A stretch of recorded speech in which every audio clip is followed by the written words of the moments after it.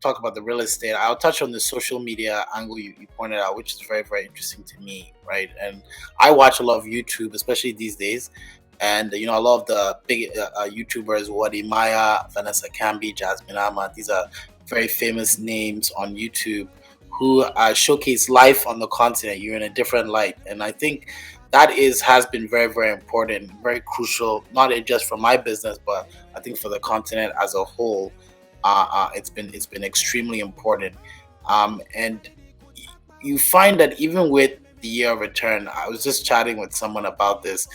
It really blew up when there were some African American celebrities that came in 2018, as like a pre-year of return.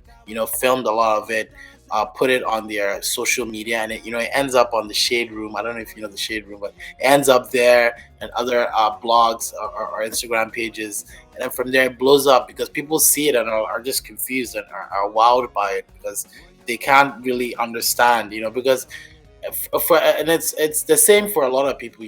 What you've seen and you in the past, you almost believe it's today. It's what's happening today. It's in the present. What was true back then, and I'm sure it might have been true back then. But maybe or maybe not. But it's not true today. The continent is not ravaged by war and disease. It's very cosmopolitan. There are a lot of very educated individuals, across the continent, and there are a lot of peaceful people across the continent as well. And what I like about when people come to Ghana is that's one of the things it's really attracts them to the continent. The fact that they can go partying till whenever, walk out on the streets, whatever, and relatively there's very little, at least violent crime. Let me say, especially in Ghana, right? And so these are some of the things that I think are important to showcase. And in terms of how that's attached itself to real estate, I'm now these days involved in some very, very interesting conversations with various different types of individuals, both local in the diaspora, celebrities, bankers, real estate folks, who are all looking at different types of opportunity, different ways to invest in real estate, whether that be through a fund that they've created to finance the construction of developments, creating a syndication pool where people can put in, a minimum of $10,000 to invest in developments, buying up units, studio apartments for 75, 80, $90,000, and then working with a property management company to rent it out, buying a home to retire in as well. And then even individuals coming in. I'm working with a group, a gentleman, actually, an African American as well, from Chicago. Again, no relation to Ghana, but although I will say he did just marry a Ghanaian last year. But he has decided to develop a 300-acre beachfront development in Ghana, right? So a master plan, massive community. And what's very interesting is that he's not the only one doing this. There's another gentleman who's Ghanaian background, but has been an architect in Minneapolis, in Minnesota, for a long time. This is doing the exact same thing, a 300-acre beachfront estate in Ghana, right? And they're both an hour away from Accra, although east and west, right? And so you find that there are various ideas happening, there are communities being created, and this is what real estate will provide. And what obviously our task is to help drum up that demand, to ensure that people sort of purchase these units.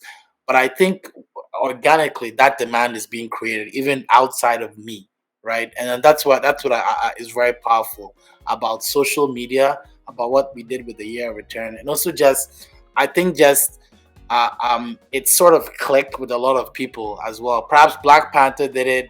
Perhaps it's watching more documentaries or watching YouTube, and all of these things. But it's something that sort of clicked almost at the same time from various places. Obviously, some of it is also the racial tension, that also occurs, in some of these countries. And I think it all just clicked at one point. A lot of people have decided that, if they can, they're going to try and find their way to the continent and to Ghana, right? And so I think that's what's happened organically. Yeah, I love that. That's very powerful. And I think, just to kind of summarize your last point, I think it's just the importance of being able to tell your story. Because again, for so long, many of us, from the continent, as well as, let's say specifically maybe the African American, for example, you're showed one narrative of what an African looks like or what Africa looks like.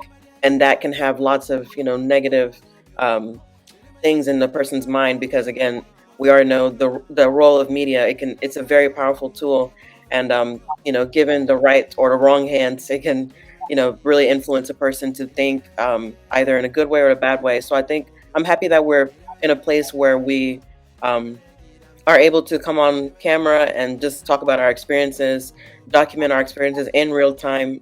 Again, social media, live videos, again, as we saw during the pandemic, and, lots of things that were happening in the world, specifically in the US, as we're aware of, George Floyd and everything else, that happens in this country and just in general all over the world. We're able to see these things in real time. And I think, as Africans, as continental Africans, I love the fact that we're able to also, share our own stories and shed light on the positive things coming out of Africa through us and through, those of us who are on the continent currently, and everything else like that. So